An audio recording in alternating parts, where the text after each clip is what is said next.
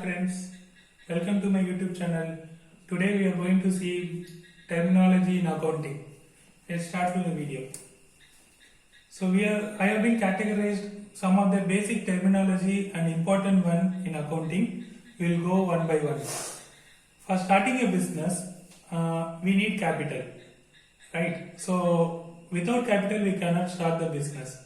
So the person who has invested their capital is called proprietor. Without proprietor, we cannot start the business and there will not be any person for investing the money. So capital is the main source for starting the business and it is introduced by the proprietor. If it is a public limited company, it is invested by the shareholders. We will be seeing in detail in next one. So there are various types of entities like individual, partnership firm, private limited company, public limited company, trust, cooperative society. Individual. We will see individual now. Individual is a constituency like only one person. With only one person we can start the business. For example, in all our homes there will be a local provision store. It will be started by the individual, most of the thing. And if it's coming to partnership firm, there will be two or more persons will join together to start a business.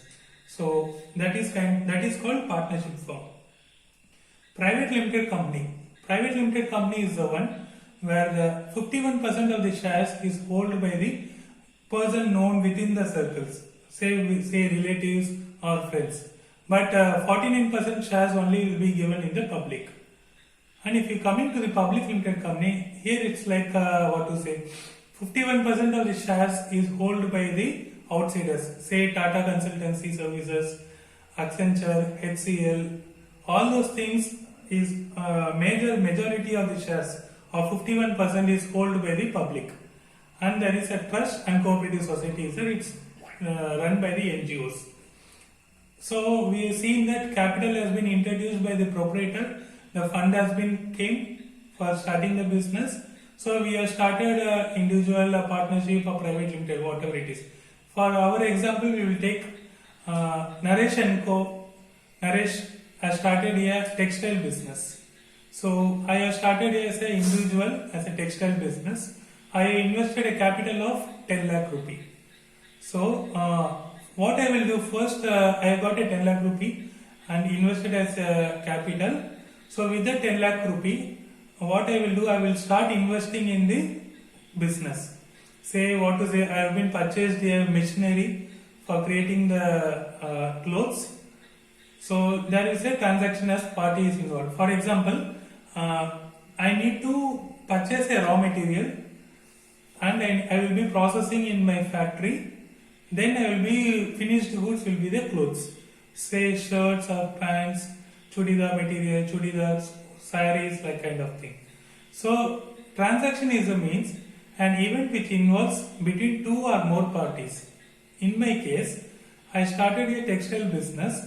My basic thing is a raw material like this shirt which is unprocessed one. So I will be getting it to the factory, then it will be in a finished goods. So I need to purchase a goods. So that is I will be going with the sawmill people who I will be purchasing. Purchase of goods and sales of goods. So raw material is my purchase of goods and sale of goods is nothing but my finished goods of dresses. So next terminology is assets.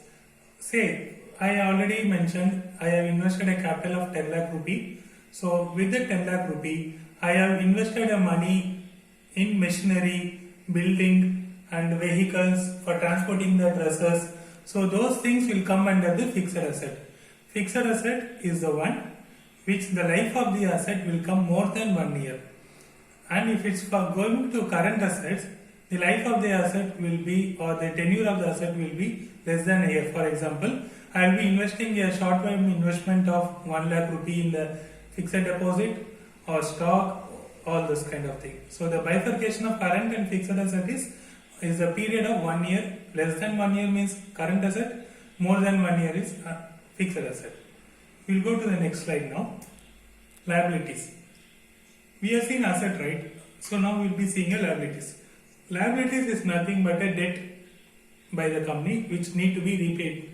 For example, the company has taken a capital money of 10 lakh from me. So the company is bound to return that 10 lakh rupee to me. So that is called liability. We can say another scenario like the 10 lakh rupees is not sufficient for running the business. So what I will do, I will be getting another loan from the bank.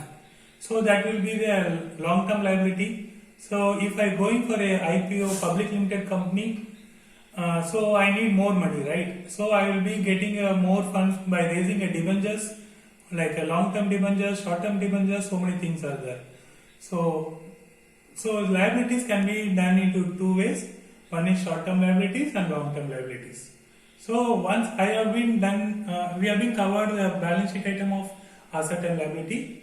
Now we will be going to the sales. So I have been in my factory I have done the finished product of dresses, say shirt and pant. So those things I will be selling it to the customers. So whether I can sell it in cash or credit.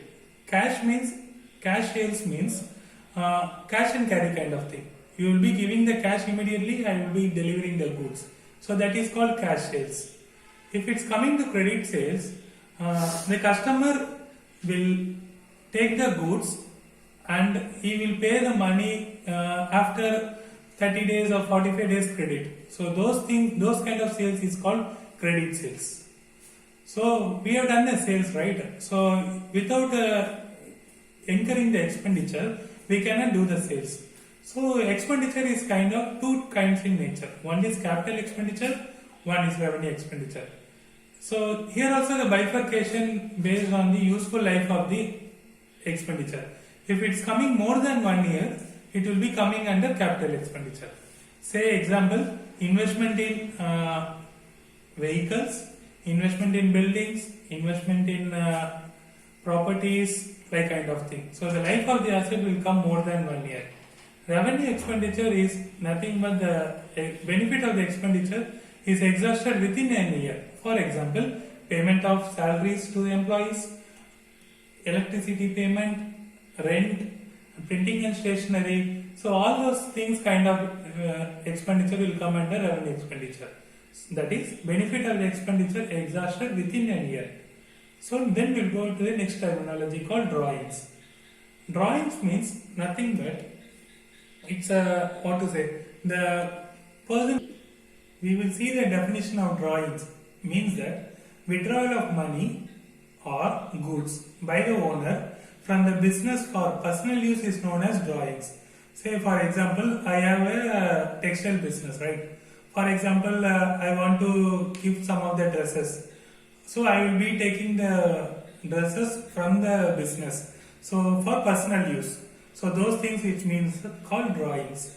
So we will go to the next slide now. Last one, sundry debtors and sundry creditors.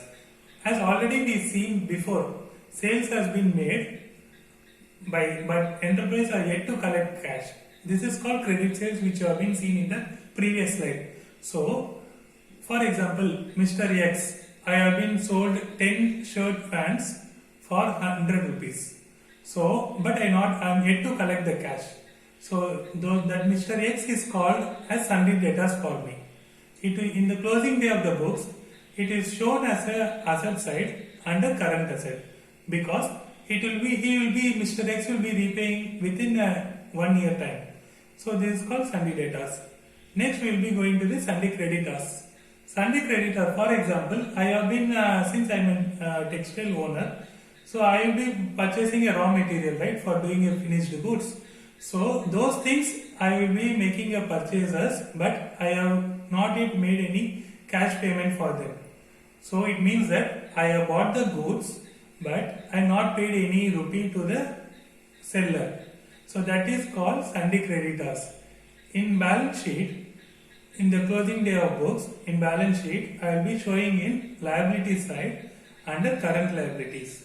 So hope you like this video, and we will join together in next video. Thank you.